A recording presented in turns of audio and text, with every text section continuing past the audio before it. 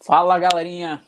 Então vamos dar sequência à nossa aula. Hoje nós vamos falar sobre padrões de projeto, aproveitando que, né, a gente falou sobre evolução de projetos na última aula, e nessa etapa de evolução e manutenção, um dos critérios que a gente analisa, né, que é feito é justamente a refatoração, né? É a melhoria do código do projeto. Você pega, você revê o código. Então, os padrões de projeto, eles são utilizados nesse processo de melhoria, né? Quando você quer evoluir o projeto, não só para evoluir, você utiliza padrões também na etapa de desenvolvimento do projeto, né? Mas aí nessa etapa de refatoração, a gente analisa pontos, né, que podem ser melhorados utilizando, né, esses padrões de projeto. Beleza? Então tá aqui uma breve agenda, né? Vamos falar aí, fazer uma introdução breve sobre os conceitos, né? O que é um padrão de projeto, do que se trata.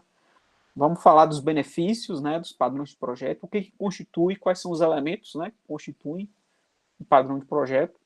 Vamos falar sobre os tipos, né, de padrões e aí finalizamos com algumas dicas.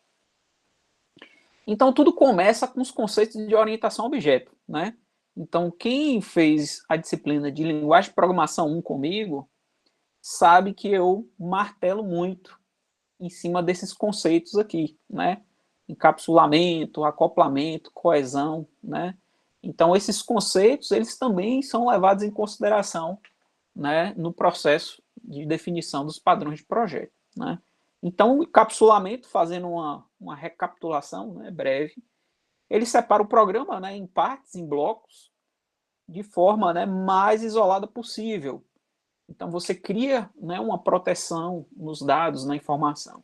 Não é necessário conhecer detalhes do funcionamento interno do sistema para poder estar utilizando aí o encapsulamento. Precisa apenas conhecer a interface.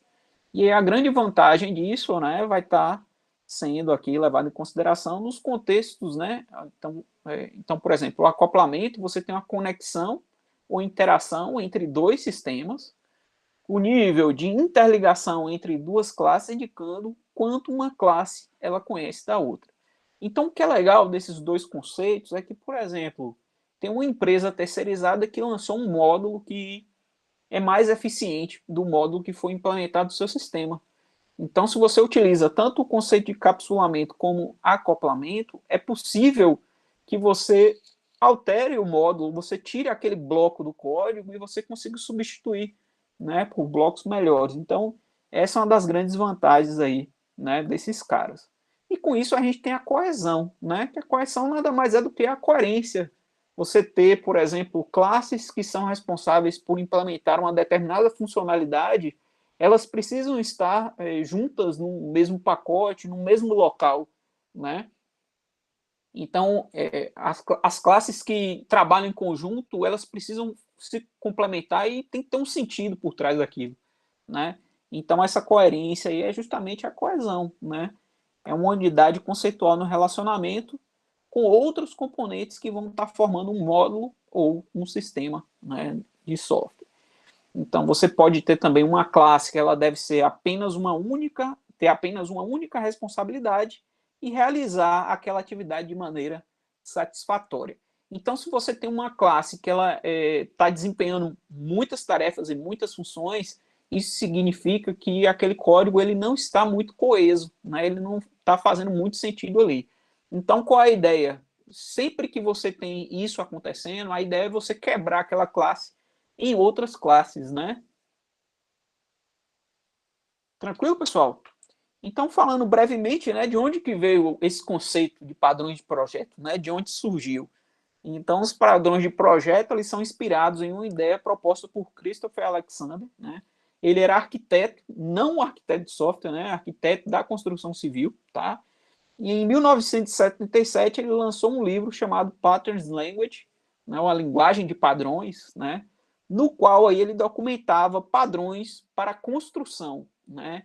Então ele tentava para cada padrão descrever o problema, né, que aquele padrão estava resolvendo, num contexto e estava propondo a solução para aquele problema, né? Então, assim como na engenharia de software, se lembram, né? Lembram-se as nossas primeiras aulas, né? os conceitos, não só da engenharia de software, mas como da ciência da computação, eles são meio que inspirados de outras áreas, né? E aqui com os padrões de projeto também não foi diferente. Então, em 1995, né, a galera aí surgiu, né, o livro de Design Patterns, né, do Eric Gama, Richard Helm, Ralph Johnson e Johnson Vlissides, né, que foi conhecido como Gang of Four. Foram 4 autores, né, a gangue dos 4, né. Então, esse livro é considerado como a bíblia dos livros dos padrões de projeto. Então, eu tenho aqui, né, a minha cópia, tá, do livro de Design Patterns, ó. Esse livro ele pode ser considerado como um livro de cabeceira, né? É um livro que, assim, você não precisa decorar e aprender os 23 padrões, né? A ideia é que aquele livro, sempre que você tenha necessidade, você consiga estar consultando, né, esses padrões e verificar para ver em que momento, né, um determinado padrão ele pode ser útil, né, para a gente no desenvolvimento do projeto. Então, nesse livro, você tem soluções recorrentes para alguns problemas, tá, de projeto que são enfrentados pelos engenheiros de software, tá? E aí eles documentaram esses padrões, né, esses 23. E aí hoje a gente sempre quando vai desenvolver um projeto, a ideia é que, né, esse livro ele sirva como uma base para essa etapa de construção. Quais são os benefícios, né, em estar se utilizando os padrões de projeto? Então, eles fornecem soluções que já foram testadas e aprovadas previamente, né, num contexto prático. As aplicações elas ficam mais fáceis de manter e parecem mais consistentes, né, para os usuários, facilitando aí a comunicação entre os programadores. Então, você tem um linguajar, né, que é bem adequado, a gente já vai tocar um pouquinho mais nesse tópico aqui. Outro grande benefício, né? Então ele reutiliza ideias, não código, né? Ele reutiliza as ideias, tá? Define um vocabulário comum para estar discutindo aí ou para permitir a discussão, né, de problemas e possíveis soluções, né, para o projeto e ajuda aí a fazer a documentação e manutenção da arquitetura de software. Então, um dos grandes benefícios, né, não podia deixar de falar, porque tanto meu mestrado e doutorado foi, né, nessa parte de reuso, né, tentar fazer uma reutilização de forma sistemática. Então, suponha que você tem um problema, né, de projeto e pode existir um padrão que vai estar resolvendo aquele problema.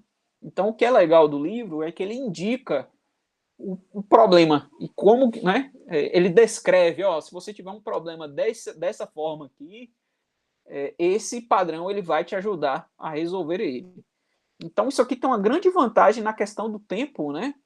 E você não precisa estar reinventando a roda. A ideia é que, com base no conhecimento de outras pessoas, conhecimento que foi, né, aplicado e testado num contexto prático, a gente consiga estar reutilizando aí esses conceitos. Então, ela permite a criação de os padrões, eles permitem, né, uma criação de vocabulário, né, para estar auxiliando tanto na questão das discussões, na criação da documentação e por aí vai. Então, tem um exemplo aqui, ó, Public Abstract Class. Então, define aqui um API, um Factory API, né? Então, esse termo Factory API, ele é um termo do vocabulário, né, que foi introduzido pelos padrões do projeto, e aí aqui a gente reutiliza, né, esses termos. Beleza, galera? Tudo tranquilo até aí? Dúvidas? Feedback? Tudo tranquilo? Então vamos seguir, né? Então o que é legal, né, desse livro dos padrões de projeto? Então ele tem um conjunto de elementos, né, uma estrutura que vai ser replicada para todos os projetos, todos os padrões, né? Então, por exemplo, cada projeto ele tem um nome, né, específico, descreve o problema, sua solução e consequências em uma ou duas palavras, né? Um contexto bem reduzido. Descreve o problema, né? Quando você vai aplicar o padrão ou em que momento é mais adequado a utilização, né, daquele padrão. Então, ele explica tanto o problema quanto o contexto, né, em que aquele padrão ali ele pode ser aplicado. Descreve a solução com exemplos, né? Aqui ele utiliza também diagramas UML para estar representando. Então, eu vou apresentar também, mostrar para vocês alguns diagramas, né? E como resolveu. E também apresenta as consequências, né? Em estar se utilizando aqueles padrões, né? Então, são os resultados aí da aplicação dos padrões. Então, quais são os tipos, né? A gente tem 3 grandes tipos de padrões de projeto. Então, a gente tem os padrões criacionais, com foco, né, na criação, tá? Eles envolvem a criação de instância de objetos, fornecem alguma maneira de estar desconectando o cliente dos objetos a partir dos quais serão geradas instâncias, né? A gente tem padrões do tipo estruturais, que eles permitem a organização de classes, objetos e estruturas maiores, tá? E tem os padrões comportamentais, que se preocupam aí como as classes e objetos vão estar interagindo, tá? E com a distribuição das responsabilidades. Então, tá aqui como que eles estão organizados, né, dentro das estruturas, né? Então, os criacionais, a gente tem Abstract Factory, Factory Method, Singleton, Builder e Prototype. Como estruturais, a gente tem o Proxy, Adapter, Facade, né? Facade é fachada, tá? A tradução, né, para o português. Decorator, Bridge, Composite, Flyweight. E os comportamentais, né? Strategy, Observer, Template Method, Visitor, Chain of Responsibility, Command, Interpreter, Iterator, Mediator, Memento e State. Então, a ideia da gente aqui é fazer pincelar alguns deles, tá? A gente não vai, né, se aprofundar em todos eles, porque, né, não está dentro do nosso contexto e a gente vai ficar aqui muito tempo para discutir todos. Então, a ideia é pincelar, né, e discutir alguns desses padrões aí. E esses padrões eles podem ser, né, organizados em 2 subtipos, que são os principais, né, subtipos da orientação a objeto, que são as classes, né, que eles vão estar descrevendo como as relações entre as classes são definidas, né, através aí da hereditariedade, né, a herança, né? As relações são estabelecidas no momento da compilação e a gente tem os objetos que vão estar descrevendo os relacionamentos entre objetos, né, e são criados durante a execução, ou seja, eles são mais dinâmicos e flexíveis, né? Então, aqui pegando aquele mesmo conjunto, tá? Só que agora levando em consideração, né, o nível de classe. Então, classe a gente tem o Factory Method, Class Adapter, Interpreter e o Template Method. E de objetos, né, a gente tem uma quantidade, uma variedade bem maior. Beleza, galera? Então, é importante ressaltar aqui que os padrões de projeto, eles ajudam aí no design for change, né? A ideia é que você tem uma melhoria do design do seu projeto, você tem um código que seja reutilizável, né? Um código que seja facilmente entendível. Então, com o passar do tempo, à medida que você vai contribuindo em diversos projetos, você consegue visualizar os padrões e quando eles foram aplicados, né? E muitas vezes, quando você já tem uma determinada experiência, você vê o contexto que você pode estar utilizando o padrão e aí você pode, né, evoluir facilmente de acordo com os padrões, né? Facilitam as mudanças futuras no código, tá? E se o código dificilmente ele vai precisar de mudar, então, né, o uso de padrões aqui ele não é interessante, tá? Então, se você tem um código que é muito complexo, tem uma relação de dependências, se você mudar uma besteirinha que vai impactar, né, num projeto como um todo, então talvez o custo de você estar aplicando aquele design pattern, né, aquele padrão ali, não seja interessante. Beleza? Vamos ver alguns exemplos agora. Então, assim, eu separei aqui o Singleton. O Singleton, ele cria uma instância única, tá, da classe. É muito utilizado, por exemplo, no momento que a gente cria um acesso ao banco de dados, por exemplo. Então, esse acesso de banco de dados ele tem que ser global, né? Então, esse singleton, essa única instância é criada utilizando esse padrão chamado singleton. Então, eu trouxe o livro aqui, não vai dar para a gente ver com muita clareza, né, por causa da tela, mas ele tem a intenção, a motivação, a aplicação, a estrutura, ele é descrito num diagrama UML, tá vendo? Ele tem um diagrama UML. Então, para todo design patterns, ele né, elenca, por exemplo, quem são os participantes, quem são os colaboradores, quais são as consequências em estar aplicando aquele né, padrão de projeto. Ele fala também aqui da implementação, e aí aqui ele traz alguns exemplos com código-fonte, né, que isso é bem legal, bem interessante. Então é isso. Procurem depois, tem diversos livros, mas esse aqui é a Bíblia, né? Todo mundo utiliza como referência. E aí, esses outros exemplos que a gente vai discutir agora, a gente vai dar só uma pincelada rápida. Mas o que é legal é que o livro ele descreve para cada um desses padrões, ele descreve todos esses elementos aí. Beleza? Então vamos falar aqui um pouquinho do builder, né? Builder, para quem não sabe, é o construtor, né? Então, na linguagem Java, a gente utiliza muito, né, no momento de criação dos objetos, né, a instanciação do construtor, né? Você cria um construtor ali para poder inicializar os objetos com as determinadas variáveis, né? Então aqui o construtor ele vai estar encapsulando a construção de um produto, né? E permite que ele seja construído em diferentes etapas. Aqui ele encapsula a maneira como um objeto complexo é construído, tá? Então é que nem eu costumo dizer para os alunos, o Java ele tem um construtor padrão, mas esse construtor padrão ele inicializa todos os valores, né, do objeto com valores nulos. E isso não é uma boa prática, né? A ideia da construção e de você ter um construtor específico é que, à medida da criação do objeto, você instancie, né? E você inicialize todos os valores ali daquele objeto. Então, o padrão build ele vai fazer justamente isso, né? Ele permite aqui a construção de objetos em um processo variável, né? Com múltiplas etapas. Oculta do cliente a representação interna do produto, né? Então, isso aqui é muito bom porque o cliente ele não precisa ter conhecimento desse nível de detalhe de informação, né?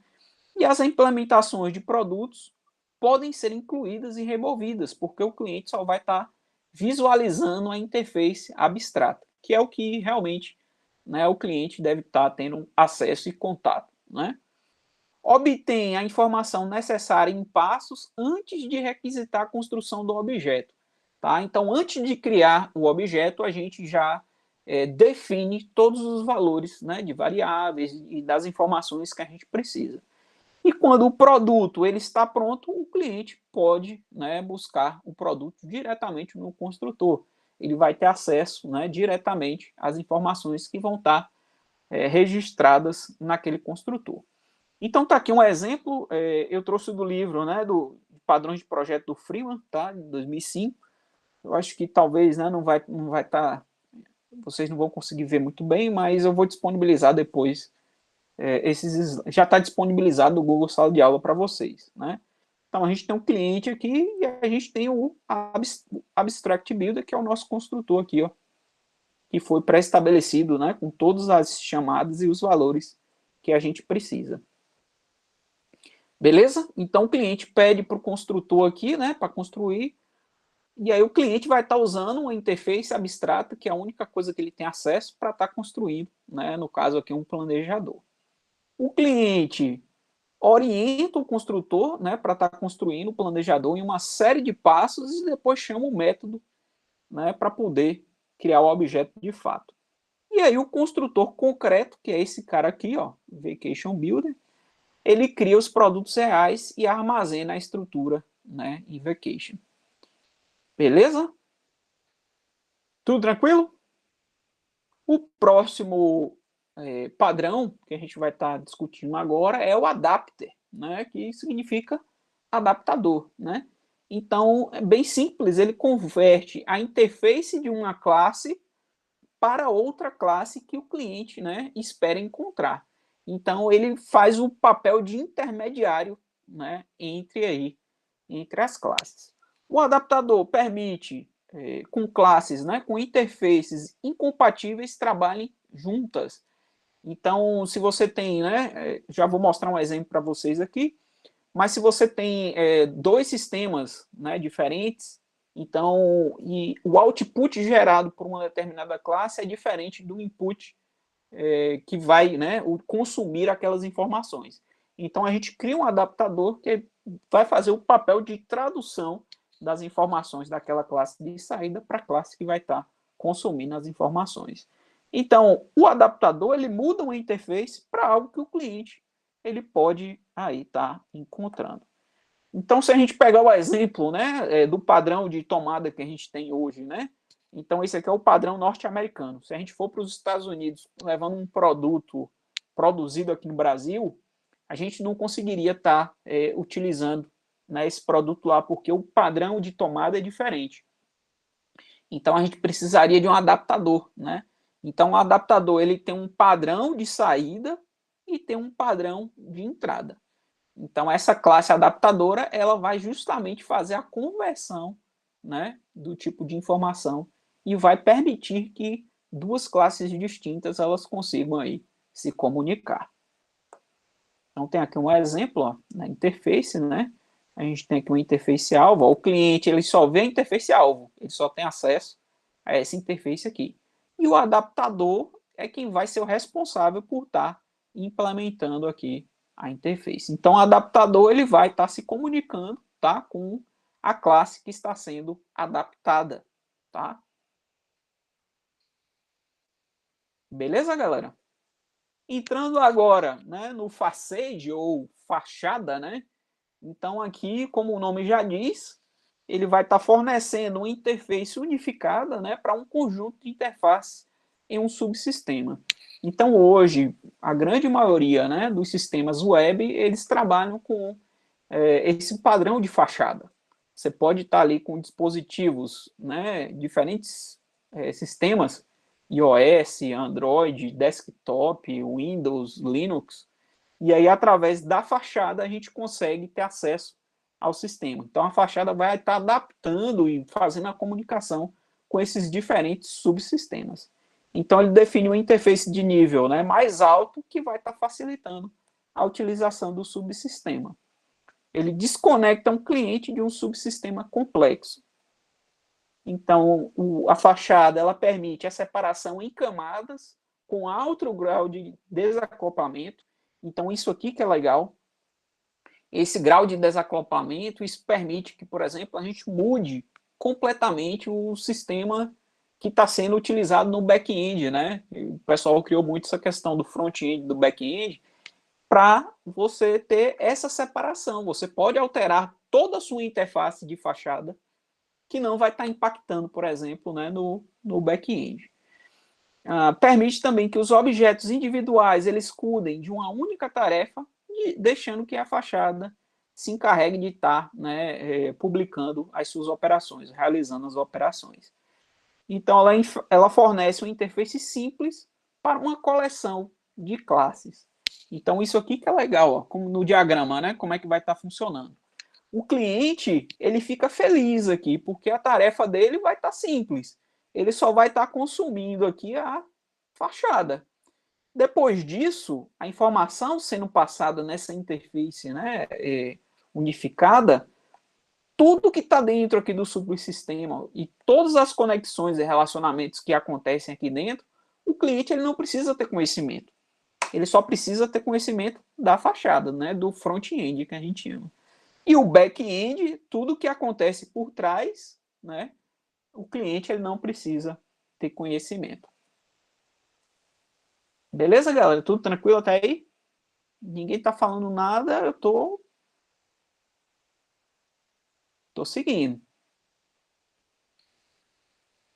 Então, próximo padrão, né, o template method, ou é um método de template, né?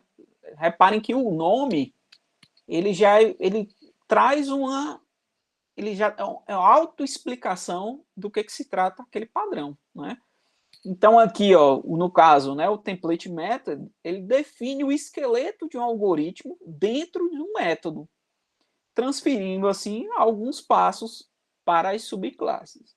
Então, ele permite que subclasses, né, redefinam alguns passos do algoritmo sem alterar a estrutura do algoritmo.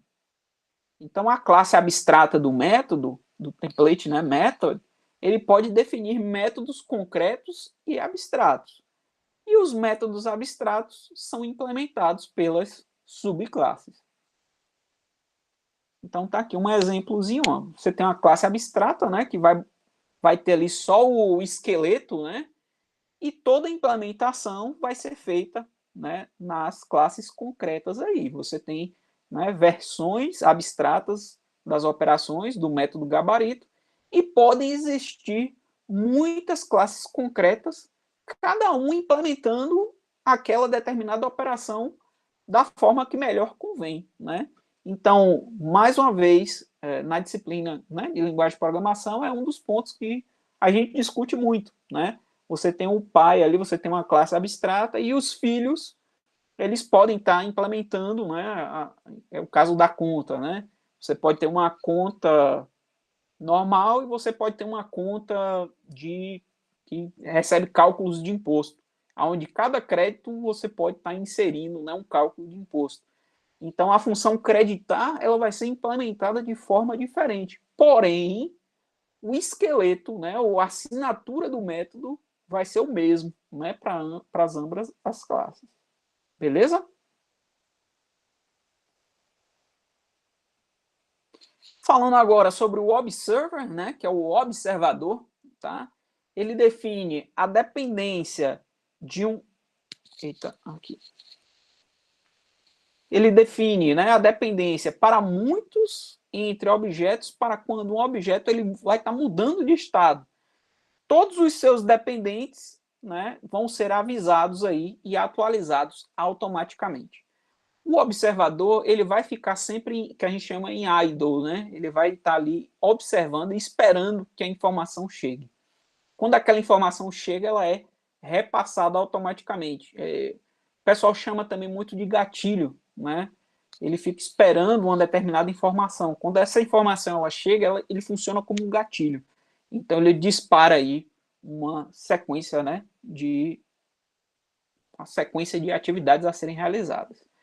Os objetos-chave neste padrão, né, eles são o sujeito e o observador.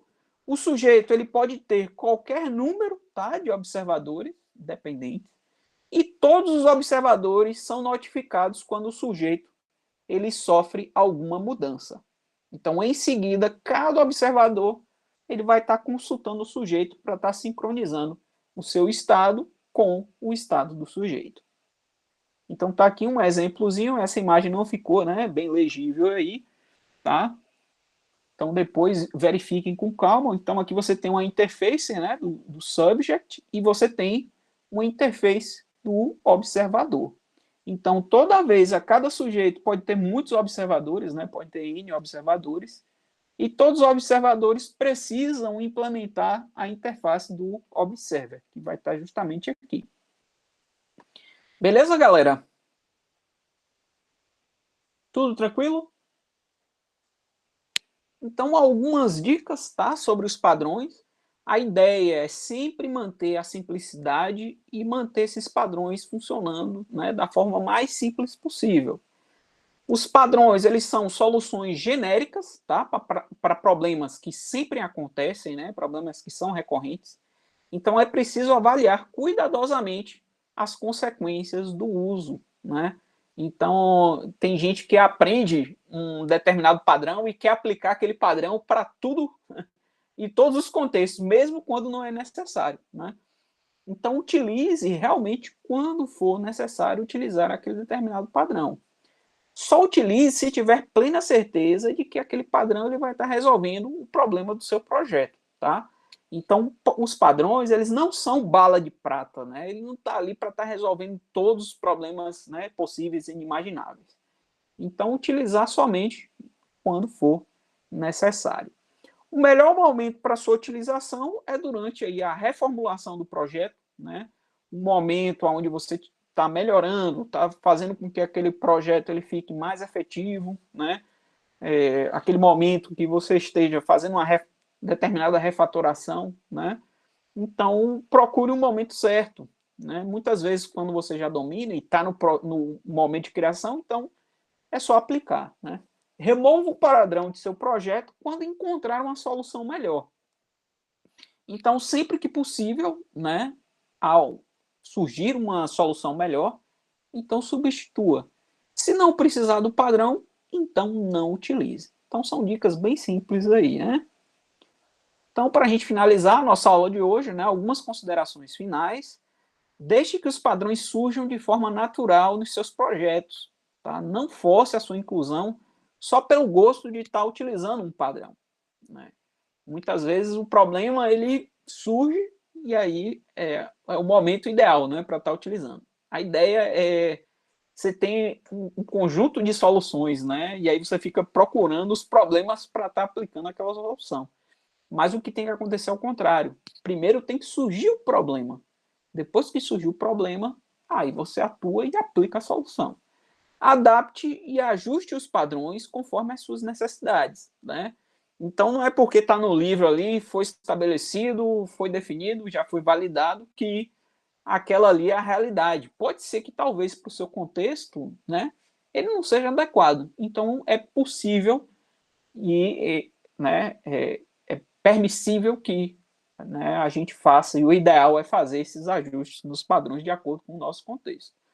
Use sempre a solução mais simples que resolveu o seu problema, mesmo que ela não inclua nenhum padrão. Então, tentar manter a simplicidade do código, né? Tentar aí manter o código mais legível possível, e aí dessa forma você consegue, muitas vezes nem precisa, né, tá aplicando tantos padrões assim. Padrões são difíceis de implementar e, quando utilizados de forma isolada, aumenta a complexidade do código. Então, né, é aquela coisa, nem sempre aquilo vai estar te auxiliando e melhorando, né, o seu projeto.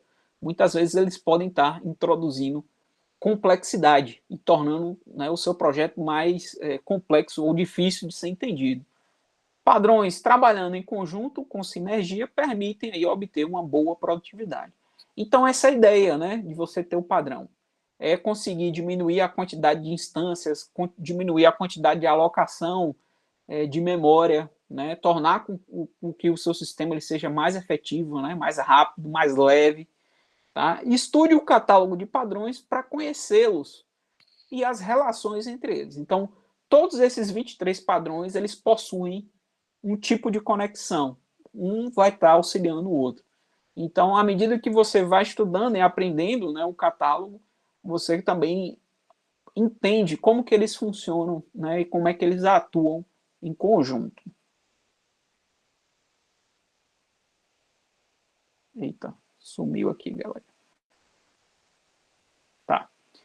Então eu acho que, pessoal, deixa eu ver, finalizou aqui. Pronto. Então é isso. Dúvidas? Tudo tranquilo?